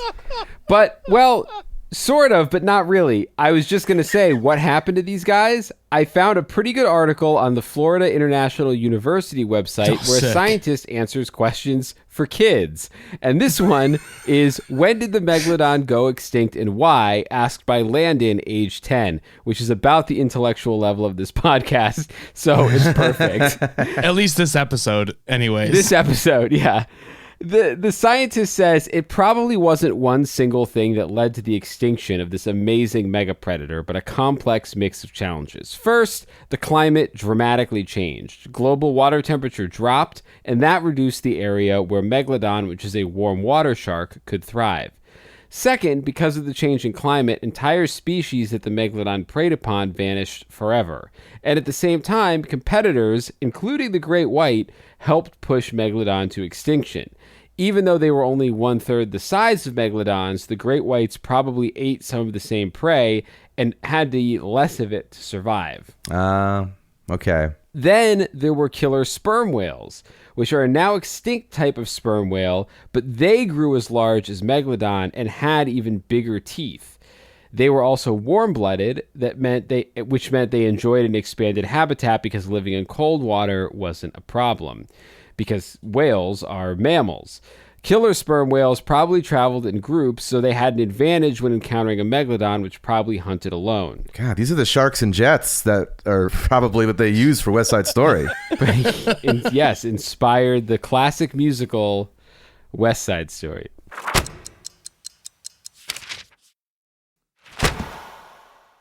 The cooling seas, the disappearance of prey, and the competition was all too much for the Megalodon, and the species died out around 3.6 million years ago.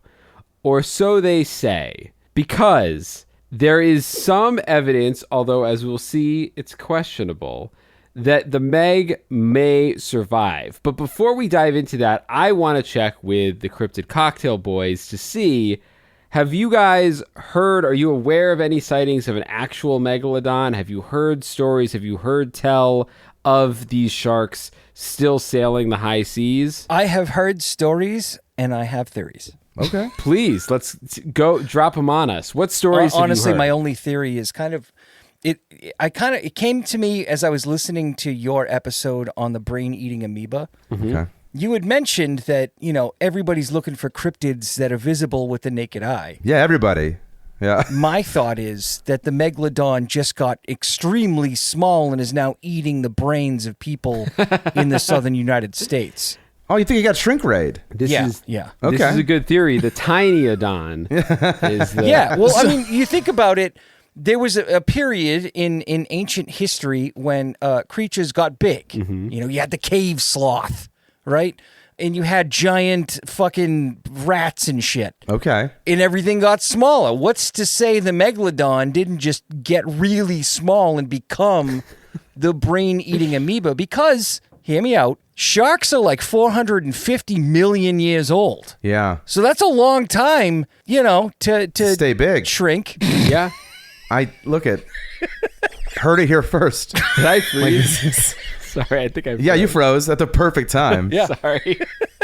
And if Bigfoot can just be blurry all the time, Megalodon could just get really fucking small whenever it wants. I think there's just one and it died.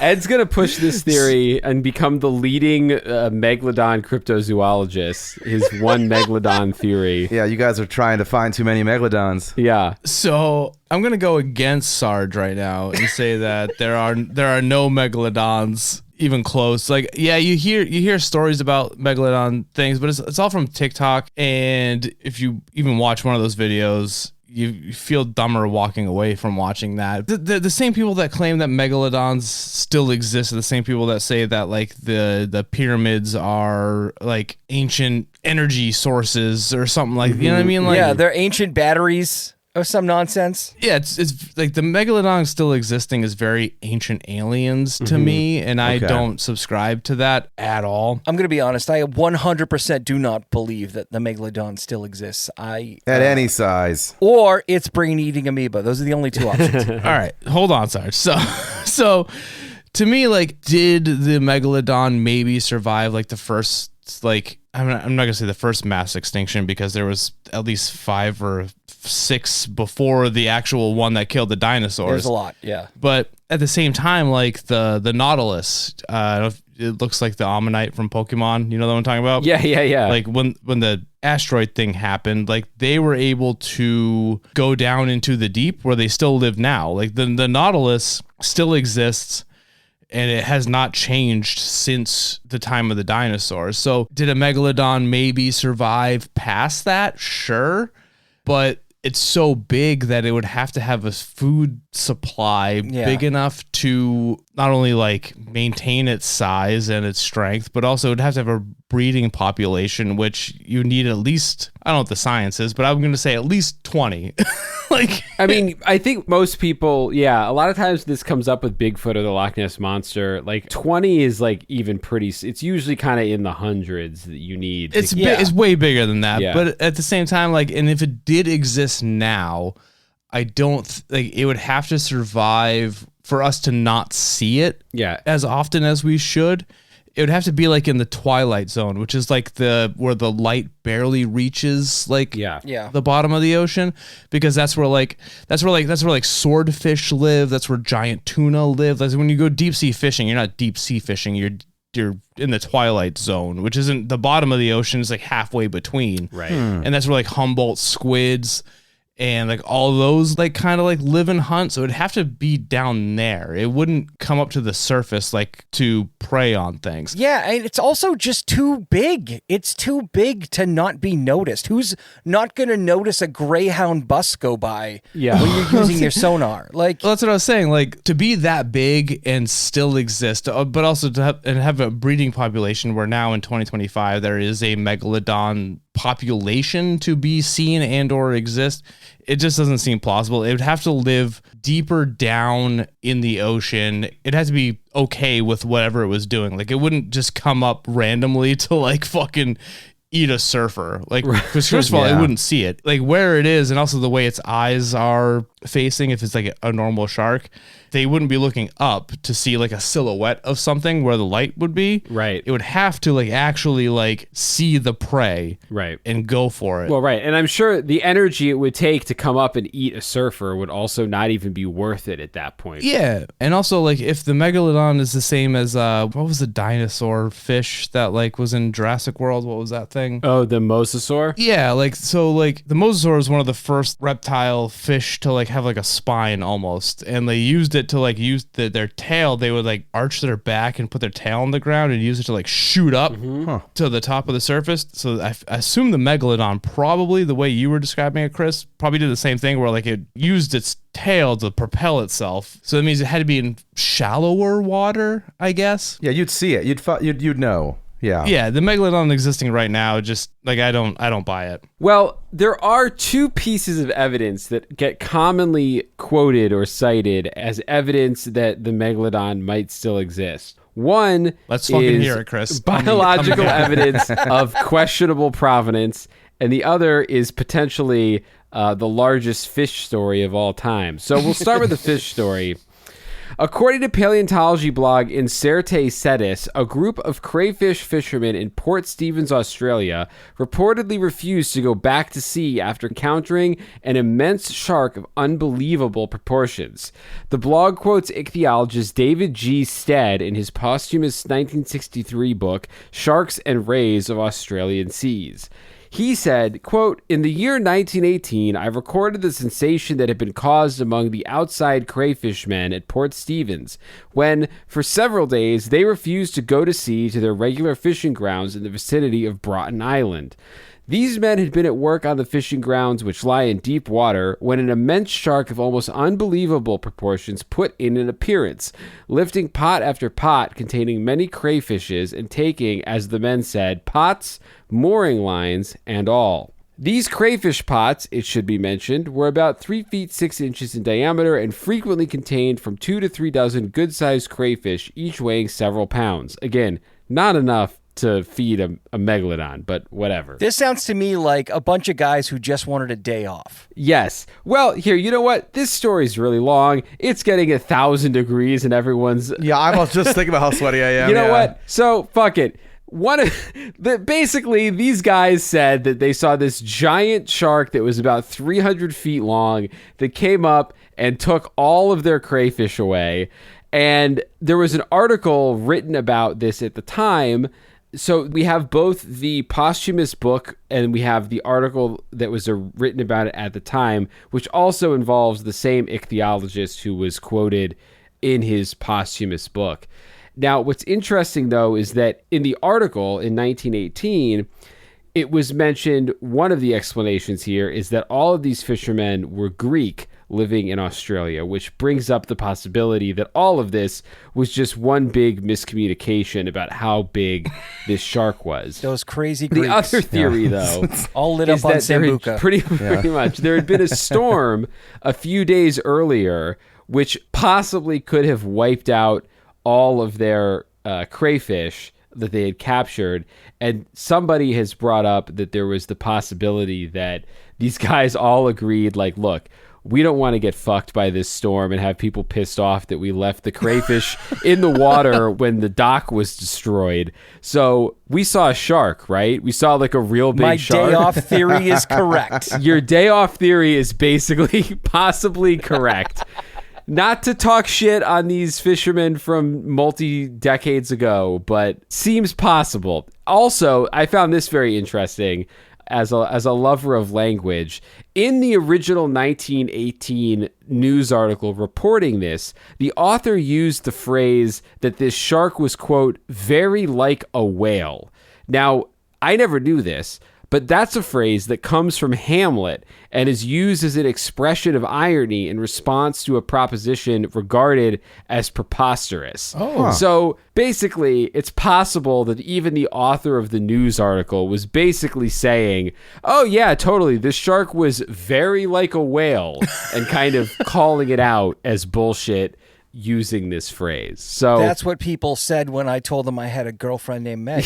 exactly. Now I know they didn't believe me, and they weren't calling her a whale. Yeah, she's very like a whale. Yeah, she went to a different high school. Yeah. She's from Canada. The other piece of evidence commonly pointed to as proof of the Meg's persistence into the modern day are a pair of teeth dredged from the seafloor near Tahiti by the HMS Challenger in 1875. Now, we had these teeth... Challenge accepted. What's that? Don't worry about it. It wasn't until 1959 that a guy named Wladimir Chernesky analyzed these teeth and attempted to date them by measuring the layer of manganese dioxide that had accumulated on them. The first tooth had a coating of 1.7 millimeters, and the second had a maximum of 3.64 millimeters, which Chernesky calculated meant that these teeth were somewhere between 11,000 years old and 24,000 years old, which is way younger than the 3.6 billion year extinction date of the Megalodon. Unfortunately, his methodology and results probably are complete bullshit because as often happens in cryptozoology, two other scientists rebutted his analysis by noting that he had basically used this. It gets it very science class, but he had used a growth rate that was probably inaccurate, and the proper growth rate results in something much more accurate to the time period that a Megalodon would have died out. Now, maybe that's big science trying to tell us that the Meg is not real. Yeah. But I tend to think that maybe his methods were incorrect. That hasn't stopped people, by the way, from trying the same bullshit method. And in 1988, more Meg teeth were found, and another set of scientists said, well, these are only 15,000 years old, but they used the same possibly inaccurate method. Yeah. So These are a week old, man. I think the Megalodon's in the room with us. Megalodon might be in the room with us right now. So anyway, all that to say, the Megalodon probably is not swimming around our oceans. I think as all of you individually pointed out over the past couple of minutes discussing all of this, we probably would see them. They are infamously very large. So, Maybe. They could also be very small and eating your brain. They could also be right. very No, that's not catching on. It's gonna. That's not. As far as I know, there's only like two like cryptid sharks that I try to do episodes on, but like it's all like folklore or urban legend kind of thing. There's like the black demon. Yep. I think is a shark that was in Mexico that people just kind of tell stories about. But then also there was one off the coast of Florida after World War II. It was a hammerhead shark that GIs, when they came back and were fishing, it was a giant hammerhead shark and they called it Old Hitler. Those are the only... I forgot about old Hitler. Did it have a mustache or a propensity to hate a certain kind of people? I don't No, understand. it was just a failed art student that was also a vegetarian. Okay. Besides Megalodon, those are the only two cryptid sharks that I know of. Like, this is not like a thing though. Like in the cryptozoology community, besides the Megalodon, and even then, that's just like a bunch of stupid TikToks. Yeah, well, there was a Discovery Channel fake documentary that came out a few years ago that I think didn't help with all of this. I feel like Discovery Channel shouldn't be allowed to make fake documentaries. Well, I will say this. I remember back in like 2007, they did the fake documentary about the mermaids. Yes. Oh, God. Yeah, for like That's what started it. That's what started it. dude, for like a hot minute, I was like, this is kind of like Yeah. I didn't know it was fake when I first watched it. Yeah. And I was yeah, like, and because it's on the Discovery Channel, it's not on MTV or Yeah. Comedy Central or something. but also Ancient Aliens is on the History Channel, so like, yeah, I guess I don't know. Oh, they gave up on history a long time ago. But all right, so that brings us to the end of our exploration of shark attacks. So that means it is time to throw it to our esteemed guests to place the fear of shark attacks on the fear tier. So Dave and Sarge, a scale of 1 to 10, 1 being not afraid at all, 10 being as scary as a hot bucket of piss and shit being dumped on your head. Where do we land with shark attacks? Sarge, you can go first. I was afraid you'd say that. I'm going to say a 2. Oh, If I'm in the water every day, it's a 10. Easy. Mm-hmm. But I live in New England. That shit's frozen half the year. I give it a 2 only because it's not something that I could face on a daily basis. Okay. I choose to get eaten by a shark, essentially, when I go into the water. Fair. Got fair. you. All right, Dave. I'm gonna say, I don't know. I'm gonna say probably about a 2. My thing about like sharks and stuff like that is like, again, I don't go to the ocean. I think the ocean is disgusting. I think everything about it is gross. And it's bad. But at the same time, like, it's just an animal. It's like movies in Hollywood have made just natural things the villain, if that makes sense. And the media and the news. Yeah, but Jaws did it with sharks. Fucking The Revenant did it with bears. Yeah. Like, they're not a villain. They're just doing what they do in nature. And I mean, I'll avoid it at all costs because I won't go into the water and or the woods alone. But you know what I mean? Like, generally, yeah, 2. I just think that if you get eaten by a shark, that's on you, man. Like, don't look like a seal. Yeah. Fair enough. Fair Don't wear a enough. wetsuit. Don't wear flippers. Don't surf. You'll be Get fine. your seal-looking ass out of the water, dummy. Yeah. Ed, where are you putting shark attacks on your fear tier? 7. All right. Higher. Super high, because for me, if I'm in the water, it's going to be a problem. Like, if I'm in the water, it's going to be invasive thoughts the whole time. Okay. Yeah. Because I'm thinking about it a lot, I think they might be able to feel that vibe, you know? I'm putting it out there. You're secreting it to the universe. So. Yeah, I think because I'm putting it out there, like, it's a higher chance of it happening, like a vision board. I'm gonna put it at a 5, kind of in the middle here, because I feel similarly to Ed that when I'm in the water at the beach, which is a place I have spent a lot of time, not recently, but growing up, I'm pretty constantly afraid of it, whether I have any reason to be or not.